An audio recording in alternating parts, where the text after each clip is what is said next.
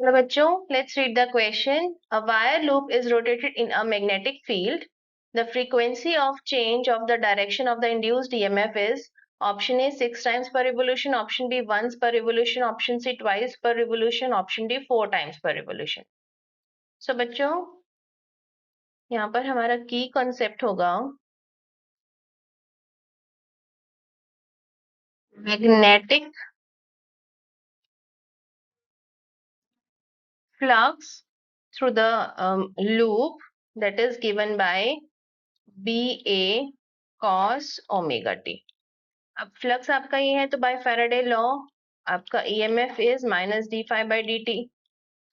अब बात करते हैं यहाँ पर ये as it is cos omega T का डिफरेंशिएशन होगा माइनस साइन ओमेगा टी और ओमेगा टी का omega. So this will be equal to omega B A sine omega T. अब अगर हम इसे प्लॉट करें EMF वर्सेस T तो वो कुछ इस तरह से साइनोसॉइडल होगा. तो यहाँ पर आपकी फ्रीक्वेंसी हम ये देख पा रहे हैं कि 2 बार चेंज हो रही है ट्वाइस पर रिवोल्यूशन.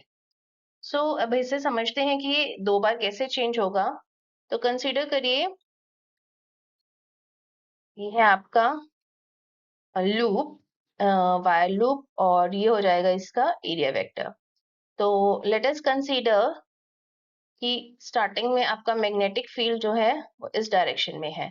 तो यहाँ पर आपका थीटा क्या हो गया इन दोनों के बीच में 0 डिग्री. अगर थीटा 0 है तो EMF कितना होगा by using the formula EMF is equal to omega B A sine omega T. यहाँ पर आप 0 पुट कर दीजिए EMF 0 आ गया. अब ये रोटेट करेगा किसी भी डायरेक्शन में आप इसे रोटेट कर सकते हैं एंटी क्लॉकवाइज और क्लॉकवाइज.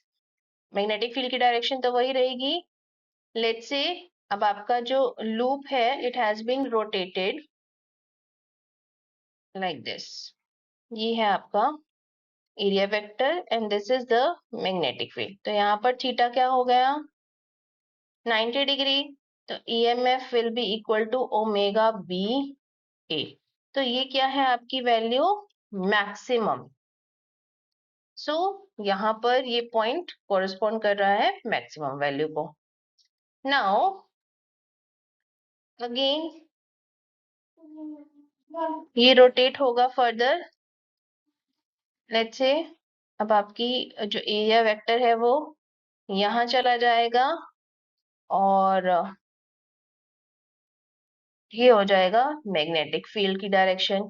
यहाँ पर इन दोनों के बीच में थीटा है 180 डिग्री. Sign 180 degree is 0. तो अगेन EMF इज 0 जो कि इस पॉइंट को कॉरेस्पॉन्ड करता है. Now it will further rotate and let's say area vector यहाँ आ जाता है. अगर 90 डिग्री से रोटेट करेगा तो मैग्नेटिक फील्ड ये हो गया. अब इन दोनों के बीच में एंगल हो जाएगा 270. So sine 270 is -1. तो EMF का वैल्यू हो गया माइनस ओमेगा बी ए जो कि है मिनिमम. तो ये पॉइंट इसे कॉरेस्पॉन्ड करता है. एंड अगेन फिर से रोटेट होके वापस अपनी पोजीशन पर आएगा. दोनों पैरेलल हो गए. थीटा इज अगेन 360 डिग्री हो गया.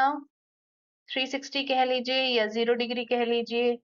तो EMF फिर से 0 और ये इसे कॉरेस्पॉन्ड करता है.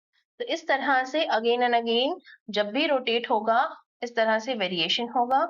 एंड आपकी जो फ्रीक्वेंसी चेंज हो रही है दैट इज ट्वाइस पर revolution.